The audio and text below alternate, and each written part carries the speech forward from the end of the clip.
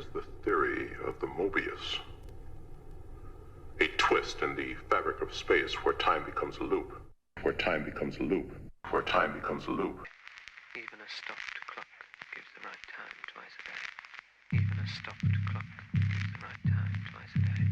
Even a stopped clock gives the right time twice a day. Tonight's film is a tight little Spanish thriller that proves you don't need big effects to make a science fiction classic.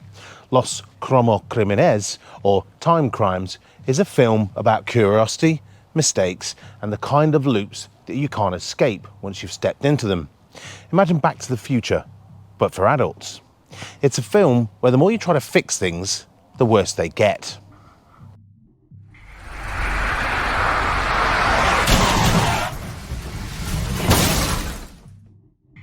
Released in 2007, Timecrimes was the debut feature of Nacho Vigalondo. Before this, he was best known for a short film called 7:35 in the Morning, which earned him an Oscar nomination. With Timecrimes, Vigalondo had almost no money, a tiny cast, and a story that never leaves the countryside. But he ended up making one of the most ingenious time travel films of the 21st century.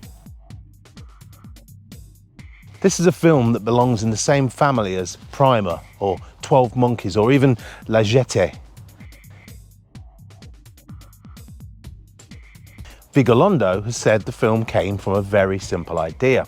What if you saw something strange in the woods, and by investigating it, you stumbled into a time machine?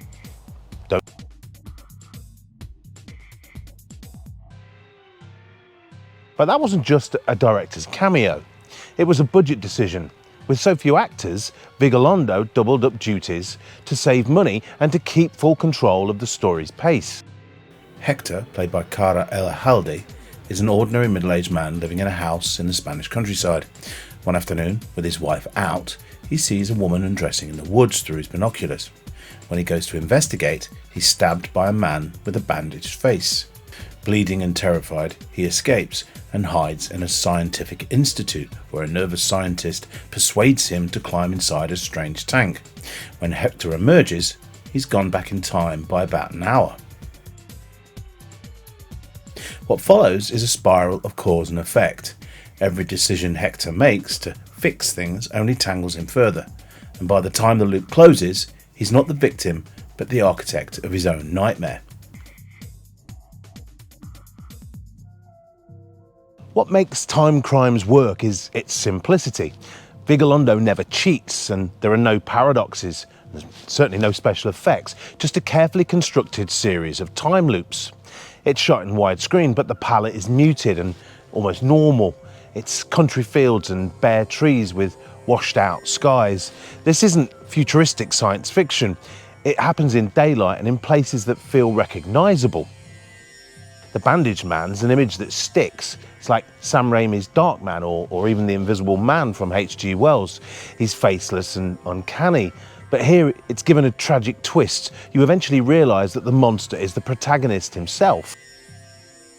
The film was shot on a shoestring budget of around €2 million, tiny even by Spanish standards of the time. It was almost remade in Hollywood with source code director Duncan Jones and Tom Cruise attached at one point, but that project never materialised. Vigalondo himself became a bit of a cult figure. He later directed Extraterrestrial and the kaiju drama Colossal with Anne Hathaway.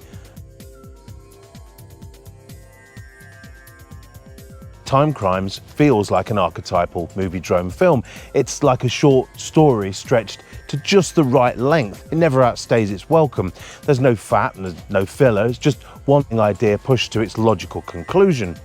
It's a bit like the comic books I used to read as a kid. It's not as glossy as Back to the Future and not as impenetrable as Primer.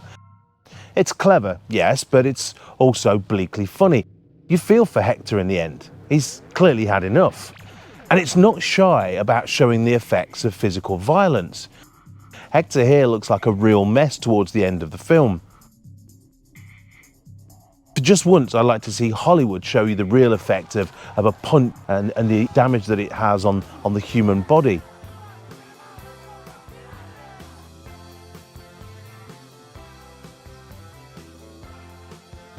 Timecrimes is the kind of film that you sometimes imagine you've seen before. And who knows, maybe you have.